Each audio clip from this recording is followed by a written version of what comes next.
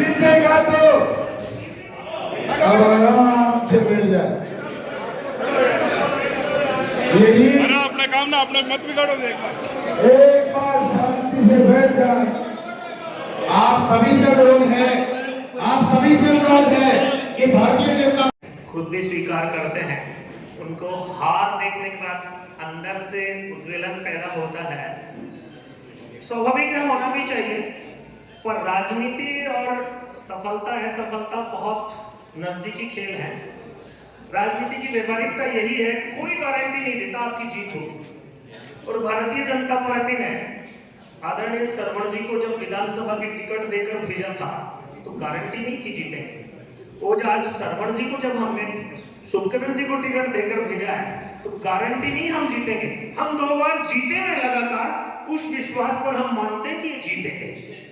सरवण जी, मैं सबसे मैं एक आग्रह करूंगा, एक भावुक शिक्षक, एक भावुक मोटिवेटर बहुत अच्छी बात है, लेकिन व्यवहारिक राजनीति के तकाजों में खुद को भी ढालें, यही निवेदन है। ढलना चाहिए कि नहीं?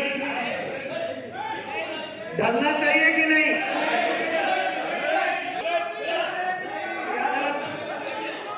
क्या गलत? नहीं, रुकिए, क्या गलत? तो आप फिर गलत बात क्यों कर रहे हो? आप क्या कर रहे हो? आप पार्टी की मर्यादा में सोने में पार्टी के प्रवक्ता की हैसियत से बोल रहा हूँ, आपके कहने से नहीं बोला। चल जाओ, मुझे भी आपकी भाषा बोलनी। क्या करेगा क्या करेगा देखिए, पार्टी के प्रवक्ताओं को लेकर आपसे में कार्यकर्ताओं की भिड़ंत है। देखिए यहाँ पे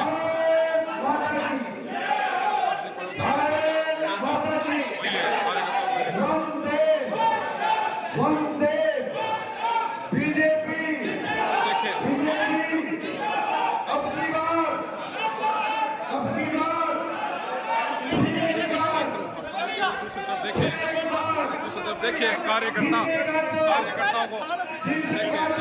पे से झड़प हो गई है प्रवक्ताओं को लेकर। अरे बैठो यार। ये झटपट नहीं है। कार्यकर्ताओं का जो सरवण जी के प्रति स्नेह और भाव है, उसमें सरवण जी को जब कोई एडवाइस दी जाती तो उनको लगता कि सरवण जी सब कुछ जानते हैं, कार्यकर्ता सब कुछ जानते हैं, तो वो प्रकट हो गया। ऐसी कोई झड़प नहीं कह सकते उसे। पार्टी लाइन से बाहर कोई बात होती है, टोकने की जिम्मेदारी संगठन के प्रभारी के नाते मेरी भी है। आप हो तो मैं हूं, और मैं हूं तो फिर मैं छोड़ के जाना वाला हूं। मैंने मेरी जिंदगी में हार नहीं देखी थी। इस राजनीति के राहु केतु की दशा में मुझे हार का सामना करना पड़ा। मैं चुनाव सुब्रमण्यम चौधरी का नहीं मानता। चुनाव श्रवण चौधरी की हार का बदला लेना है, 50,000 की लीड दिलाना है, इसमें आपको मेरा साथ देना है कि मेरी पागलपंती है, इसको पूरा करूंगा। मैं पिछले 5 महीने गांव घूम रहा था। लोगों ने कहा घूम रहे हो, राहु केतु लोगों ने कहा कि एमपी के चुनाव की टिकट के चक्कर में घूम रहा है। मैंने कहा श्रवण चौधरी मांगता नहीं तो भगवान से मांगता, विदाई की भी खुद थी, कभी एमपी खुद चुनाव किया जाऊंगा। मैं इसलिए घूम रहा था कि मुझे पता था कि जो साथी टिकट लेके आएगा मुझे उसके साथ गांव में जाना है, और गांव में जाऊंगा तो मैं गांव में जाऊंगा चुनाव के बाद तो मुझे कौन रिस्पॉन्स करेगा। मुझे बहुत खुशी हुई, और मुझे खुशी तब हुई कि जिस व्यक्ति को मैं साथ लेके गया, मेरी अगली सीट पे बैठा के पीछे उनका हनुमान बन के मैं गया, तो उनको भी लगा कि हाँ यार, किसी योग्य आदमी के साथ मैं घूम रहा हूँ। इसका असर अभी हमारे गजराज जी कह रहे थे, संतोष जी, आप जानते हैं संतोष जी सुभाष सुकुल भाई साहब रिश्तेदार हैं, तो उस चुनाव में आप यहीं थे, तो ये कह रहे थे उस समय 3 कार्यालय खुले। अब यहाँ कोई 3 मिलियन नहीं है, बीजेपी तो एक ही है, कार्यालय एक ही रहेगा। मैं मेरे भरे मंचों में कहता आया हूँ कि 28 में जो भी आदमी फूल का निशान लेके आएगा उसका श्रवण साथ देगा, लेकिन जो मेरे सामने बागी खड़े हो गए वो टिकट लेके आ गए तो साथ से किसी बात नहीं। फिर पार्टी से कहूंगा चुनाव में लड़ूंगा, नहीं मैं कभी पार्टी से नहीं कहूँ चुनाव लड़ूंगा। वो जब है तो चुनाव श्रवण चौधरी लड़ेगा, किसी बात नहीं।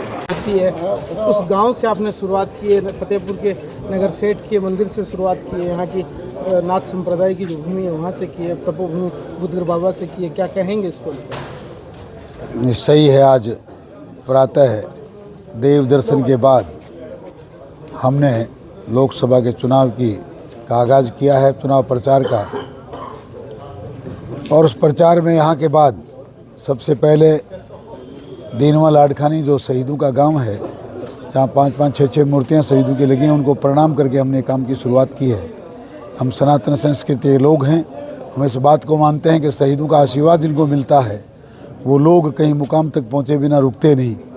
और ऐसा ही भगवान का हमने आशीर्वाद लिया, जनता का हमने आशीर्वाद लिया। और आज तो ऐतिहासिक चुनावी सभा 35-36 गाँव में हम लोग गए, गांव में बहुत बड़ा प्यार मिला। गांव के लोगों ने बहुत सहयोग देने का वादा किया है और उनकी मंशा को, उनके चेहरों की मुस्कुराहट को देखकर लगता है कि वाकई हमें आशीर्वाद देंगे और मोदी जी का सपना साकार करेंगे। वाकई फतेहपुर में कमल का फूल खिलेगा, इसमें कोई दो राय नहीं है।